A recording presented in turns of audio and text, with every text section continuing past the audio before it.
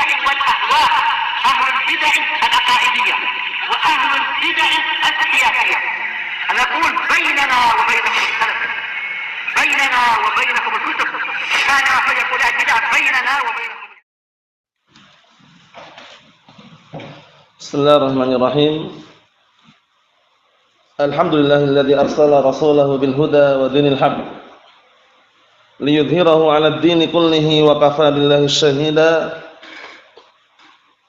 Asyhadu an la ilaha illallah wahdahu la syarikalah iqraran bihi wa tauhida. Wa asyhadu anna Muhammadan 'abduhu wa rasuluh. Sallallahu alaihi wa ala alihi wa sallama tasliman mazidan la nabiyya ba'dah. Ikhwani fid din, a'azzani wa azzakumullah wa barakallahu fikum. Setelah kita menyelesaikan bacaan terhadap kitab Syarah Ad-Durusul Muhimmah li 'ammatil ummah karya Syekh Abdul Aziz Ibnu Abdullah Ibnu Baz rahimatullah alaih, kurang lebihnya terkumpulkan dalam 173 audio. Nah, barakallahu fikum. Semoga yang di luar sana yang jauh dari jangkauan ma'had atau yang semisalnya mereka bisa mengambil faedah dari rekaman-rekaman atau audio tersebut. Sekarang insyaallah kita akan membacakan kitab yang bagus juga, yaitu kitab Silsilah Rasail karya Asy-Syaikh Al-'Allamah Al-Mujaddid Muhammad bin Abdul Wahhab An-Najdi At-Tamimi rahmatullah alaih, yang syarah oleh Asy-Syaikh Al-'Allamah Shalih Al-Fauzan atsabahullah. Kitab ini nanti berisikan di dalamnya beberapa artikel, rasail, artikel. Ada pertama tafsir kalimat tauhid. Kemudian yang kedua ada al-usul sittah, 6 landasan pokok. Kemudian ada nawaqitul Islam, pembatal-pembatal keislaman. Kemudian juga ada al-jami' li ibadatillah, yaitu pembahasan seputar beribadah kepada Allah taala. Kemudian juga ada kitab Al-Qawaidul Arba', 4 kaidah pokok. Kemudian ada kitab Makna Taghut, makna seputar taghut. Apa itu taghut? Definisinya, maknanya, contohnya. Kemudian ada juga ba'du fawaidil Fatihah, sebagian faedah yang bisa diambil dari surat Al-Fatihah. Nah, barakallahu fikum. Kemudian juga ada sittatu mawadhi' minas sirah, pembahasan seputar sirah nabawiyah. Nah, tapi beliau ringkaskan 6 pembahasan. 6 pembahasan seputar sirah an-nabawiyah. Itu semuanya karya Syekh Muhammad bin Abdul Wahhab An-Najdi At-Tamimi rahmatullah alaih. Dan penjelasannya akan kita ambil dari penjelasan yang disampaikan oleh Syekh Al-'Allamah Shalih Al-Fauzan atsabahullah. Nanti dari kalangan santri yang siap untuk menyimak dan belum punya kitabnya bisa konfirmasi. Nah, barakallahu fikum ke 6 saudaranya yang sudah menyiapkan untuk apa? Dibagikan kitabnya nanti, barakallahu fik. Itu fotokopian tapi sama isinya dalamnya, barakallahu fik. Nah, tapi sebelum kita masuki kitab ini, nanti diawali dengan pembahasan seputar al-usul sittah. Pembahasan al-usul sittah, yaitu 6 landasan pokok yang harus diketahui oleh seorang muslim maupun muslimah. Jadi nanti kita urutkan sesuai dengan apa yang tercantum dalam kitab tersebut, barakallahu fiik. Cetakannya beda-beda. Ada cetakan Saudi seperti ini, Afan. Paham ya?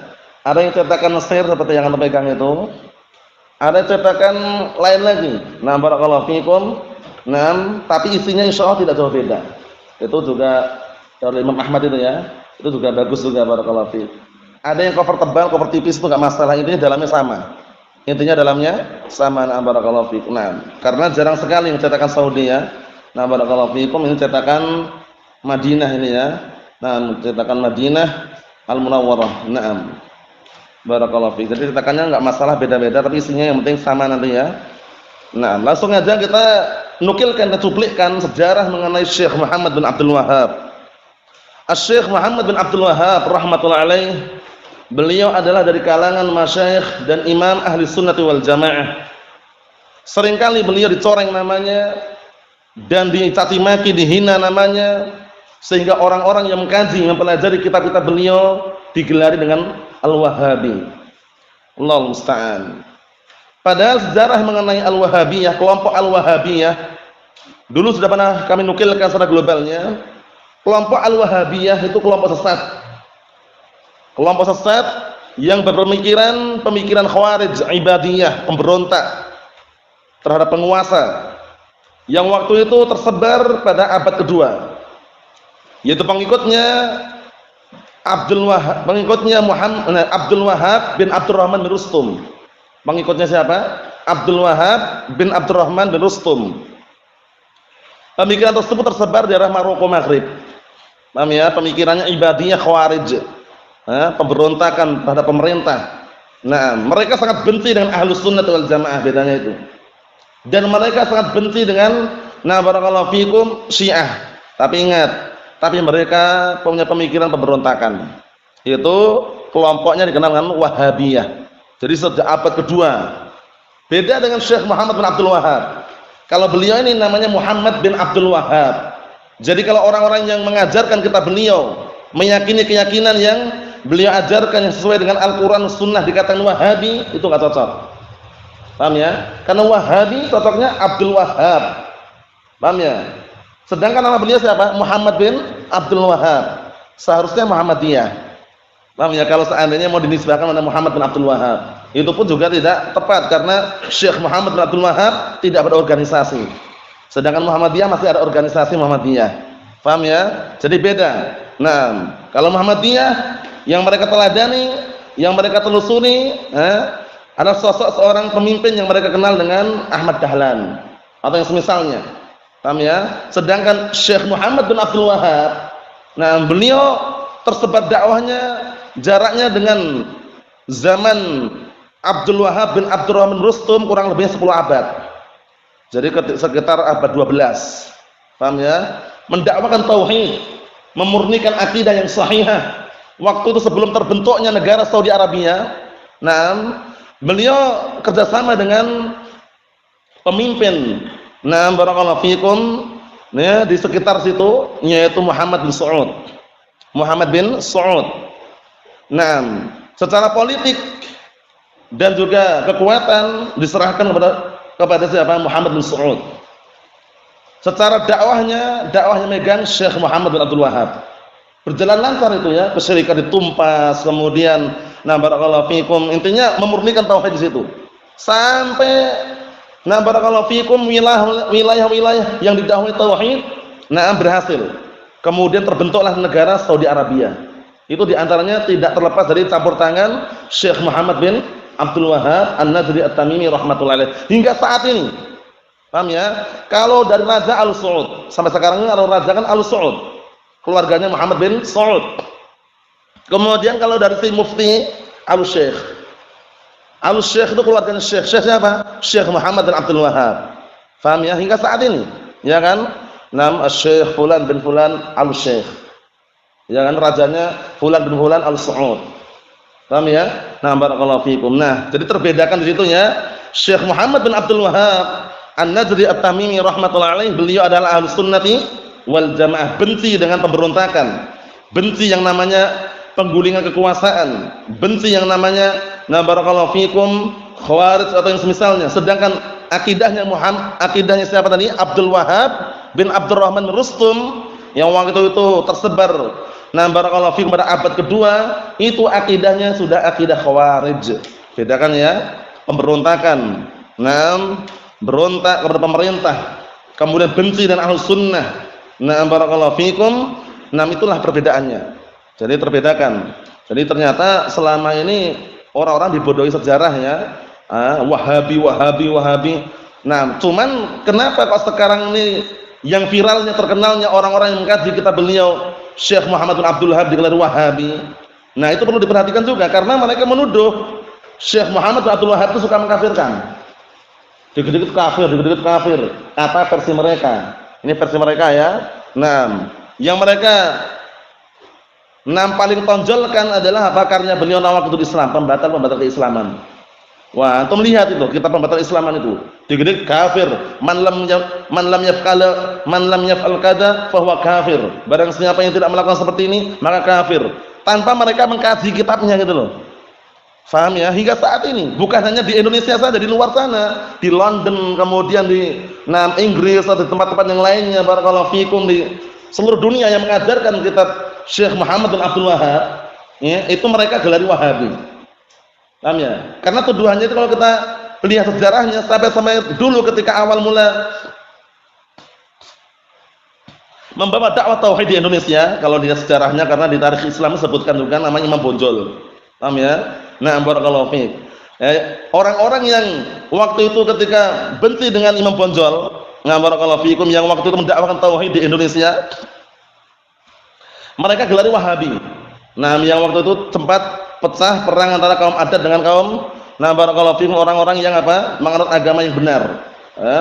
Perang apa namanya, perang Padri ya. Barakallahu fiikum, atau perang Padri atau yang semisalnya itu. Sejarahnya panjang itu. Kalau antum melihat tarikh Islam. Paham ya? Nanti Imam Bunjul gitu. Paham ya? Barakallahu fiikum seperti itu. Kesimpulannya barakallahu fiikum hidakumullah, orang-orang yang tidak terima dengan dakwah yang disebarkan oleh murid-murid Syekh Muhammad bin Abdul Wahhab, di antaranya Imam Bunjul tadi itu, penisbahannya seperti itu masyhurnya, wallahu alam apakah sahih atau tidak, teman di tarikh Islam disebutkan secara global seperti itu. Barakallahu fiikum, mereka menuduh dengan Wahabi.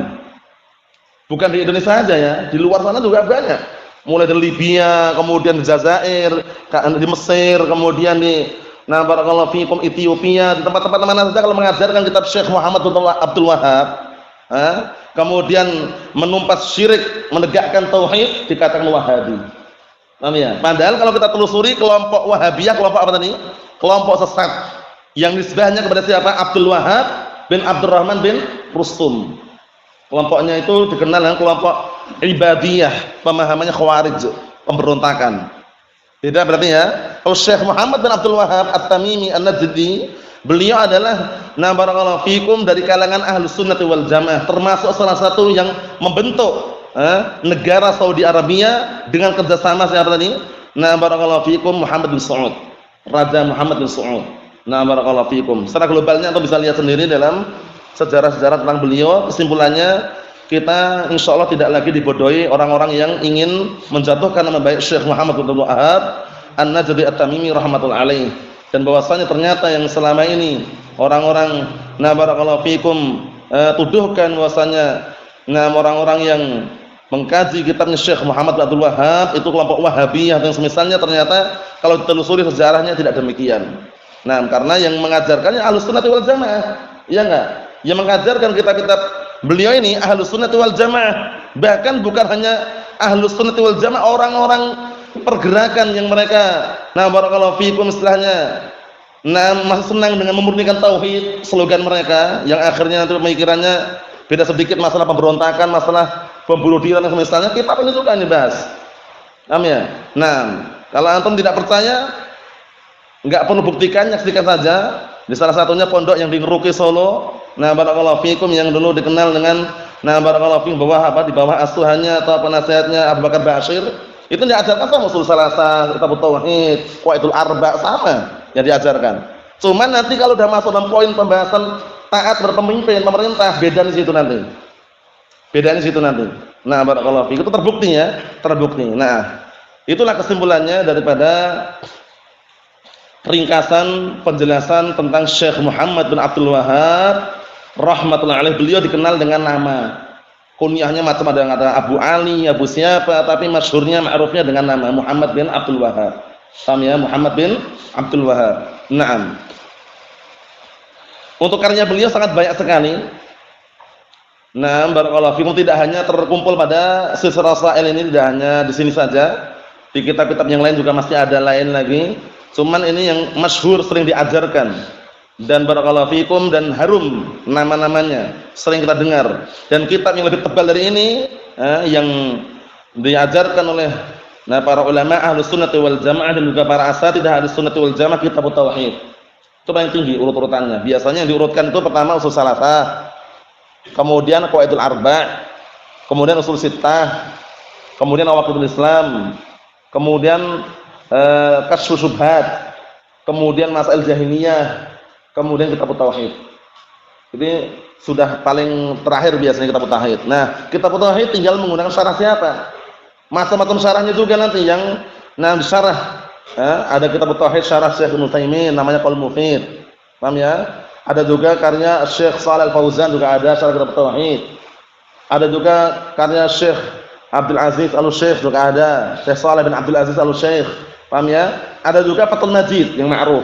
Ya kan? Nah, barakallahu fikum, Fathul Majid yang sering antum dengar, barakallahu fikum mungkin pernah membacanya, itu juga termasuk syarah yang paling bagus terhadap Kitab Tauhid. Naam. Ikhwan fi din azza wa jalla, barakallahu fikum. Jadi cuplikan muqaddimah seputar Syekh Muhammad bin Abdul Wahhab ana rasa cukup. Nah, barakallahu fikum, sekaligus menjelaskan dan juga bisa membedakan dua orang yang berbeda tapi kadangkala tersamarkan karena penisbahan tadi itu. Ingat-ingat ya, Al-Wahhabiyah pengikutnya Wahhabi nisbah kepada Abdul Wahhab bin Abdurrahman bin Rustum. Kelompok Khawarij Ibadiyah pemberontakan munculnya di abad kedua. Sedangkan Syekh Muhammad bin Abdul Wahhab akidahnya Ahlussunnah wal Jamaah. Beliau ada termasuk salah satu barakallahu fikum yang ikut andil berperan dalam pembentukan negara Saudi Arabia dengan Malik Muhammad bin Saud. Akidahnya Ahlussunnah wal Jamaah. Tersebar dakwahnya selisih jarak barakallahu fikum dengan Ibadiyah tadi itu, Abdul Wahhab bin Abdurrahman Rustum, kurang lebihnya 10 abad. Paham ya? Barakallahu fikum, yaitu tersebarnya sekitar abad 12. Barakallahu fikum itu Syekh Muhammad bin Abdul Wahhab An-Najdi At-Tamimi rahmatullahi alaih. Itu perbedaannya, semoga bisa dipahami ya. Jadi untuk sementara kita ambil itu dulu. Nanti untuk pembahasan berikutnya kita akan mengawali pembahasan kitab Al-Usul Sittah. Jadi kita ngikutin urutan kitab ini karena beliau urutkan di sini ya, cetakannya diurutkan menurut Usul Sittah, yaitu 6 landasan pokok atau 6 landasan utama yang wajib diketahui seorang muslim maupun muslimah. Dengan rincian dan penjelasan yang akan disampaikan oleh Syekh Muhammad bin Abdul Wahhab dengan penjelasan yang akan dijelaskan lebih gamblang lagi oleh Syekh Al-Allamah Shalih Al-Fauzan asbahullah wal a'lam bissawab. Nasallahu as-salamata wal afiyah fid dunya wal akhirah wa nasallahu as-sabat wal istiqamah 'ala kitab was sunnah hatta nalqah innahu waliyyu dzalik wal qadiru 'alaihi walhamdulillahi rabbil alamin.